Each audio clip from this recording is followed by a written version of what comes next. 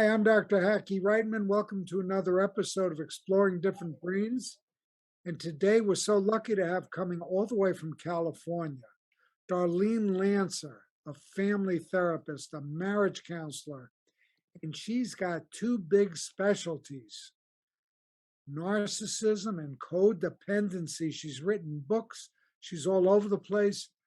She really knows a lot, and she's going to share it with us. Darlene Lancer, welcome. Well, thank you very much for inviting me. I like to share what I've learned and researched with more people. So I appreciate the opportunity. Why don't you introduce yourself properly to our audience and tell them all about yourself? Okay. Well, I've been a marriage and family therapist for about 30 years, and I've written several books on codependency and shame and all kinds of tools for recovery, such as how to raise your self esteem, how to learn to be assertive, how to forgive yourself. And I have a couple of meditations, self love meditation, which I think is the key to transformation and recovery. And I just published a soul alignment meditation because, when many people get strayed from their path, and that's what makes them unhappy in life. They may be in a destructive relationship or just a profession or just some way that they're not feeling fulfilled. And a lot of codependents are perfectionists. So I have a book on how to overcome perfectionism. And many of my followers are in 12-step programs. And I have a handbook on working that's called Spiritual Transformation in 12 Steps, on how to work the 12 steps. And it's from a psychological, spiritual point of view, not a religious one. So I've been doing this for a number of years. I'm coming out with a new book at the end of the year on uh, dating, loving, and leaving a narcissist. And I know that's the topic of our conversation today. Well, let's start with tell our audience, what does narcissism mean? Give us the definition. Well, there's criteria that the diagnostic code, the consensus of psychologists have come together and created a symptomatic definition. So it's based on symptoms. And the major required symptoms are that the person lacks empathy, that they indulge in grandiosity. So sometimes it's just their fantasy of what they think they should be doing, not necessarily bragging about what they should do, but they have big dreams of being a celebrity or making millions of dollars, and they dream and talk about it, or other people brag about it or lie about it. And that there's a constant need for admiration. So those are three of the core requirements from the American Psychiatric Association for narcissistic personality disorder. So a lot of people, and there's more traits that are required for a full diagnosis. I want to depart for a minute just to say that a personality disorder is an enduring condition that starts to exhibit itself in young adulthood or maybe even as a teenager. And unlike a mood disorder like anxiety, depression, bipolar, where a person has a normal personality and then they depart from it when they have these mood swings or depression. A personality disorder, this is what you see is what you get. So this is who they are. And because that's how they've always been, that's how they see the world. And they don't think that anything's wrong with them. They think other people, and this is also, it's not a required trait, but it's what happens when you have a narcissistic personality, that you don't see other people as separate from yourself. So there's a lot of projection. So half the time, the things that a narcissist is saying about other people is a reflection of how they feel about themselves, and it may be unconscious. So getting back to the definition of the disorder, you would need those three characteristics, and then at least two more. So that would be, because you need five altogether. So those are the three basic ones. And then a feeling that you're special or unique and that you only want to associate with high status people, or people that you consider special, like only people that go to a Ivy League school or celebrities or rich people. The class may differ, but in the narcissist mind, they're superior and special. And that entitlement, and this is one of the traits that causes the most irritation in relationships. So there's a sense that the narcissist deserves special treatment. Like I talked to one couple, and the husband thought that his wife should listen to him and be interested in him and his interests and his work. And when she asked for the same, he saw no need or reason why he should be interested in her. And this was, he said it very matter of factly with no shame. So, he was entitled to just this favorable treatment. They don't like to stand in line. I've had clients that think like the laws don't apply to them, that they're ridiculous, so they're above the law, things like that. They're special and outside the rules for other people.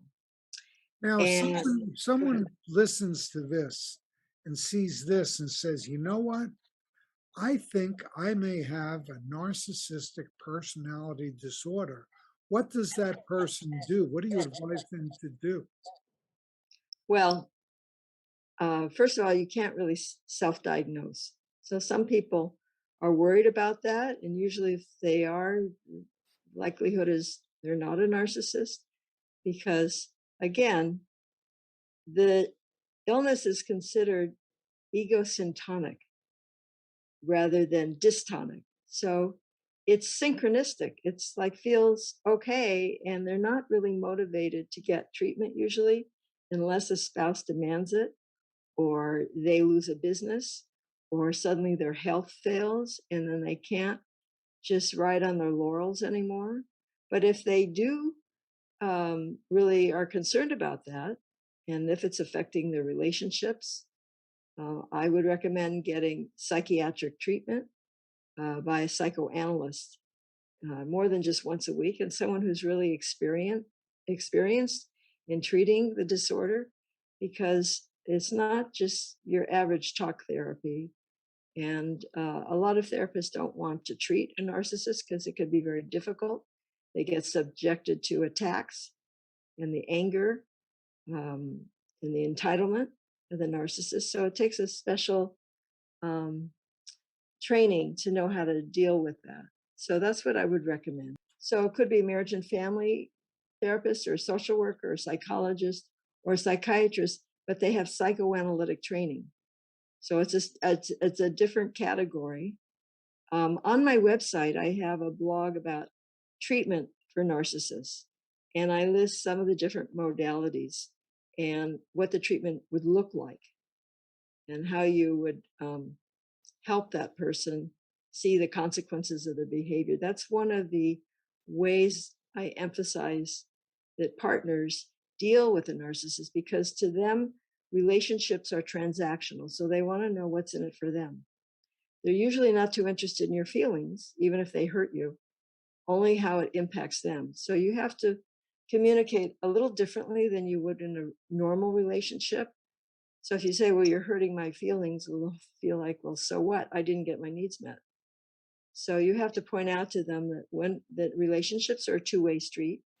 And when you do XYZ, where I don't feel that my needs are getting met, I don't feel like meeting your needs for whatever that might be. You have to know where you have leverage.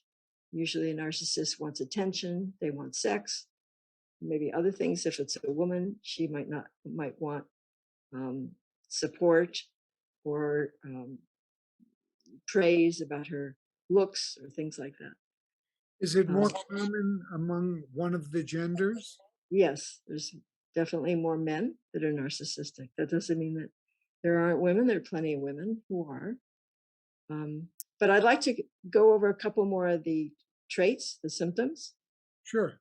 So I mentioned, okay, thinking you're special and only want to associate with high status people. entitlement, that you are entitled because you're so special to special treatment and unique treatment that more than other people. And another really trait that causes problems in business and relationships is many narcissists, not all, but one of the traits is exploiting and taking advantage of others for your own personal gain. So they might dishonor a contract or use information or in some way or exploit a girlfriend or a boyfriend to be supported or to have sex or to get some special advantage. And then envy is very common. So they think that people are, because they're so great, that they're being envied, and they envy others because they want to be the best and they can't. They're very competitive. They're always scanning the room, the situation to see who has the power and who's getting the most attention. And they want to be sure it's them. So they assume that people are envying them. And I remember, I had a narcissistic mother. And one time when I was a young girl, I was complaining about feeling hurt by my girlfriends or something. And my mother would just dismiss and say, "Oh, they just envy you." Well, that didn't feel good. It didn't help at all. So that was her projection of how she would deal with it. And envy, by the way, is a defense to shame. So if people are envying me because I'm so great, then I don't really have to feel what's underneath. That maybe I'm less than them. I'm envying what they have. So I'm going to assume they're envying me. And then the final one would be arrogance, that they feel better and superior to other people, to other races, to other religions, other political views, whatever, that they have this air of superiority, of arrogance. So you need 5 traits altogether, including the 3 that I mentioned above. The lack of empathy and the need for admiration and grandiosity. Now, there's something called subclinical narcissism. So people throw around that term. Oh, he or she is such a narcissist. Look at all their selfies, on Facebook, or they're so selfish. They only think of themselves. That's not enough. Or someone is so arrogant because, they think they're better than everybody. That's not enough to be a narcissist. The key thing is, do they lack empathy? And do they have this insatiable need for admiration? So those are some of the core. And then there's 4 different types of narcissists too. It can manifest in different ways. What are the 4 different types? Okay. Well, the first is the one that you think of, like who's in the public eye, or brags a lot and boasts a lot. Maybe is the life of the party. That's the grandiose, or the narcissist, or the exhibitionistic narcissist. Those are like your stereotype. And they're usually very bold. They exhibit a lot of confidence, and they're very interested in power. Their arrogance is on display. And then there's something called the vulnerable narcissist. There's other names for it, called the closet narcissist. Popular now is the term covert narcissist. It used to be called introverted narcissist. So it's someone, they can be just as obnoxious and exploitative, aggressive, self-absorbed, entitled, unempathic, and manipulative, because narcissists are very manipulative and aggressive. However, they shy away from attention. That's why sometimes they're called introverted narcissists. And but they have the same feelings of self-alienation from their self. And they're more different. What's different, though, is that they suffer from more neurotic behavior, guilt, anxiety, depression. They're very insecure and unhappy. The grandiose narcissists may not be aware that they're insecure. Obviously, they are when they have to pump themselves up and bully other people. That comes from insecurity, but often it's unconscious. So the covert or introverted narcissists can be sometimes even more difficult to live with because they're very hypersensitive, and they don't have these skills that a grandiose narcissist has to pump up their ego. So they're more distrustful and threat oriented. They might withdraw from people. Can't inflate themselves. So the defensive inflation for a grandiose narcissism helps them to, feel good about themselves. So then they're happier. Often they're happy in their relationship and happy with their lives. That's why they don't seek treatment. But the introverted narcissist is more unhappy and grouchy and, hypersensitive. Their insecurity is more visible, and they're just more neurotic. They're not interested in growth at all. Then there's the malignant narcissist, which is like the worst because they're the most aggressive and cruel. They like to create chaos. They take pleasure in taking people down and retribution. They have psychopathic tendencies, which means they're more aggressive and there's more malice involved. Often, for a lot of narcissists, don't realize they're not intending to be malicious. But the more aggression there is, the worse the narcissism, the more traits there are. Not all narcissists are exploitive. That's not a required trait. And they're not all aggressive. But the more it tends to lean over towards psychopathy, then it's like a malignant narcissist, and they can be very dangerous. Then there's a fourth kind that's rather new. It's called a communal narcissist. And it's very similar to the grandiose narcissist.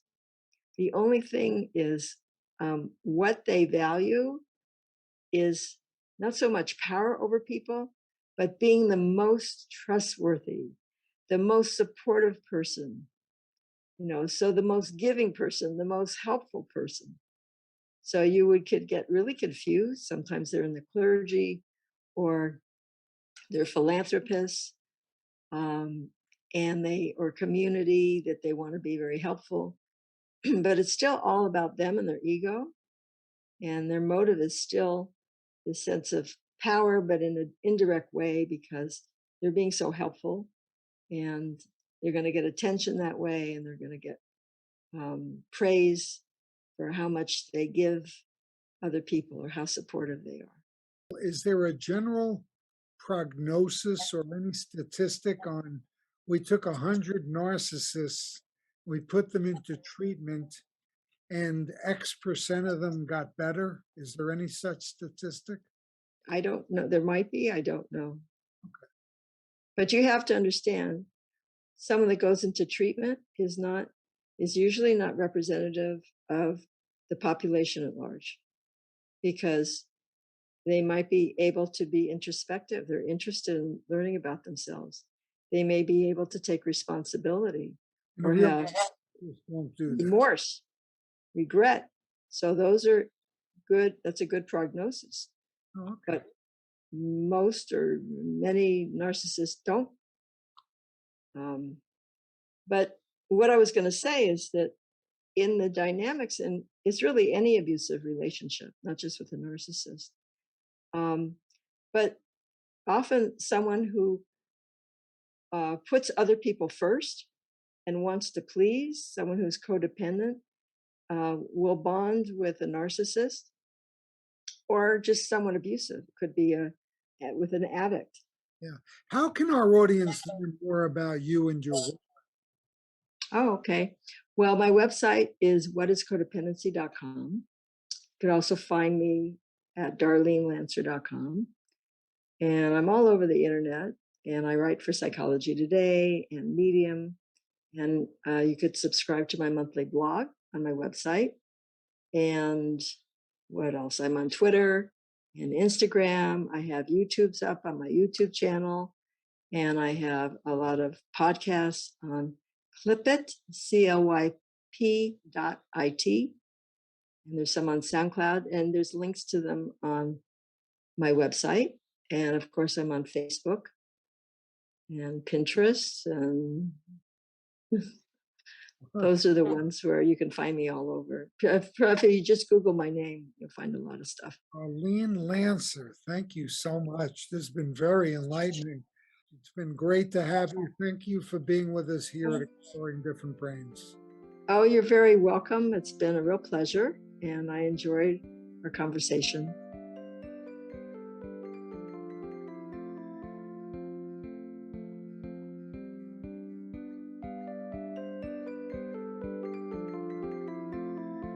Exploring Different Brains is a production of Different Brains. Visit us at differentbrains.org.